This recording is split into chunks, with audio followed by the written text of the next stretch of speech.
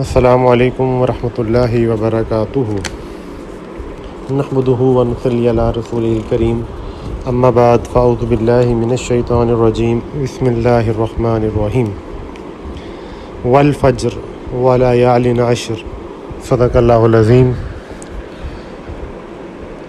قسم ہے فجر کی، ولیال عشر، اور 10 راتوں کی۔ اب یہ 10 راتیں 10 دن کون سے ہیں جن کی اللہ تبارک و تعالیٰ نے قسم اٹھائی ہے؟ ذی الحجہ کا پہلا عشرہ جو شروع ہونے والا ہے غالباً 7 یا 6 تاریخ سے، 6 کی شام سے 7 کو شروع ہو جائے گا۔ ان 10 دنوں کی فضیلت کے بارے میں اللہ کے نبی نے کچھ حدیث سے ہمیں ملتی ہیں جن کو میں آپ کے سامنے رکھتا ہوں۔ سب سے پہلے اللہ کے نبی کی حدیث ہے کہ جو تم میں سے شخص ذی الحجہ کا چاند دیکھ لے، اس کو چاہیے کہ وہ اپنے ناخن اور بال نہ کاٹے، جو جیسے ہیں ان کو اسی حال میں رہنے دے۔ یہ 10 دن آپ نے جو قربانی کا ارادہ رکھتا ہے اس کو اپنے ناخن اور اپنے بال نہیں کٹوانے۔ جب آپ عید نماز پڑھ لیں، عید نماز پڑھنے کے بعد اپنے ناخنوں کو اور اپنے بال کو آپ اگر کٹوانا چاہتے ہیں تو وہ آپ کٹوا سکتے ہیں۔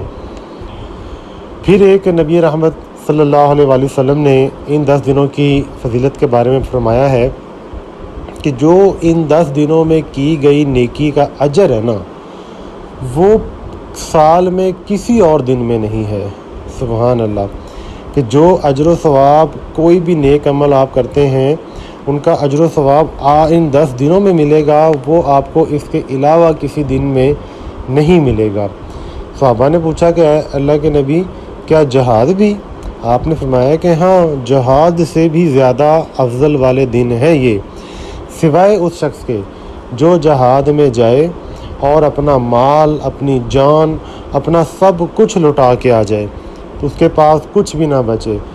وہ صرف ان دنوں کے لحاظ سے، ان دنوں کے مقابلے میں وہ زیادہ فضیلت کو ہے بندہ، ورنہ جو جہاد سے غازی بن کے لوٹے اس سے بھی زیادہ فضیلت والے دن، راتیں یہ والے دن بنتے ہیں۔ دوسری حدیث میں نبی رحمت آقا دو جہاں حضرت محمد صلی اللہ علیہ وسلم نے ہمیں یہ تلقین فرمائی ہے کہ ان 10 دنوں میں کثرت سے آپ نے تکبیرات، تحلیلات، تمہیدات وہ کرنی ہے اللہ تبارک و تعالیٰ کی۔ یہ کیا چیزیں ہیں؟ ان کے کون سے ذکر اذکار بنتے ہیں؟ ایک ہے لا الہ الا اللہ، اس کا کثرت سے آپ نے ذکر کرنا ہے۔ دوسرا اللہ اکبر، یہ تکبیر ہے، تمہید ہے جس میں الحمدللہ ہم کہتے ہیں، اللہ اکبر بھی، یہ ساری کی ساری اللہ کی تکبیرات ہیں، تمہیدات ہیں، تحلیلات ہیں۔ ان کو کرنے کا اللہ کے نبی نے ہمیں بہت زیادہ زور دیا ہے کہ ان 10 دنوں میں ان کا آپ نے اہتمام کرنا ہے۔ اب اس کی جو فضیلت کیوں ہے ان 10 دنوں کی، جو محدثین نے اس کا ایک نکالا ہے نتیجہ کہ جتنی بھی ہمارے دین اسلام کے اندر بڑی بڑی عبادات ہیں وہ ان 10 دنوں کے اندر جمع ہو جاتی ہیں، ورنہ اس کے علاوہ پورے سال میں کوئی دن ایسے نہیں بنتے جس میں یہ تمام کے تمام عبادات جو ہیں وہ اکٹھی ہو جائیں۔ مثلا رمضان کے اندر روزے ہیں، صدقے ہیں، نماز ہے، حج اکٹھا نہیں ہو سکتا۔ تو یہ ایک 10 دن ایسے ہیں جس کے اندر نماز بھی ہم پڑھتے ہیں، صدقہ خیرات بھی ہم کرتے ہیں، روزہ بھی ہمیں اللہ کے نبی سے ثابت شدہ ملتا ہے، اور حج۔ یہ تمام کے تمام بڑی بڑی عبادات جو ہیں ان 10 دنوں کے اندر موجود ہیں۔ تو ان 10 دنوں کی فضیلت اس وجہ سے بھی ہو سکتی ہے کہ بہت ساری عبادات کا مجموعہ ہے اس کے اندر۔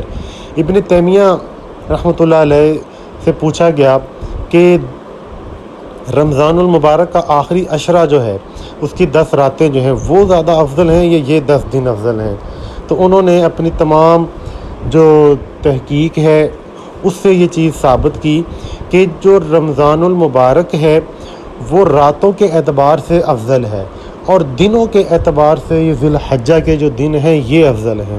تو انہوں نے ان دونوں کی فضیلت کو برقرار رکھتے ہوئے اس نتیجے پہ پہنچے ہیں کہ لیلۃ القدر اس میں شامل ہے، رمضان کی آخری 10 راتیں ان کی فضیلت زیادہ ہے، اور دنوں کے اعتبار سے یہ دن کی فضیلت سب سے زیادہ ہے، اس لیے ان 10 دنوں میں ہمیں بہت زیادہ کثرت سے صدقہ خیرات، نمازوں کا اہتمام کرنا چاہیے۔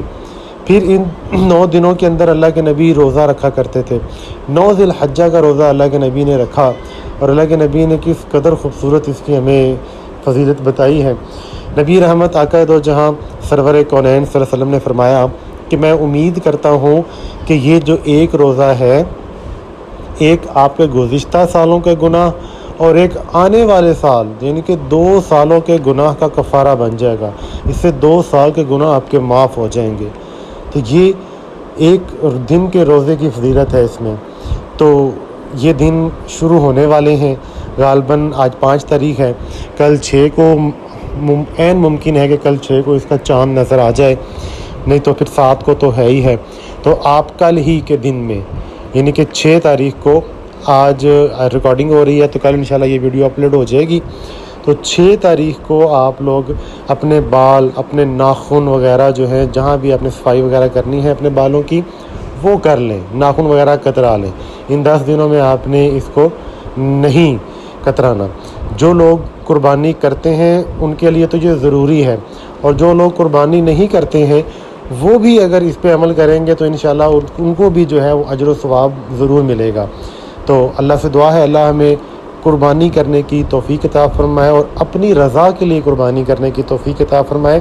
قربانی کے لیے آگے ایک ویڈیو انشاءاللہ ہم ریکارڈ کریں گے جس میں ہمیں یہ غور کرنا ہے کہ ہماری قربانی اللہ کے لیے ہونی چاہیے، اس میں دکھاوا کسی قسم کا جو ہے وہ ہمیں نہیں کرنا چاہیے۔ تو اللہ سے دعا ہے اللہ مجھے اور آپ کو عمل کی توفیق عطا فرمائے۔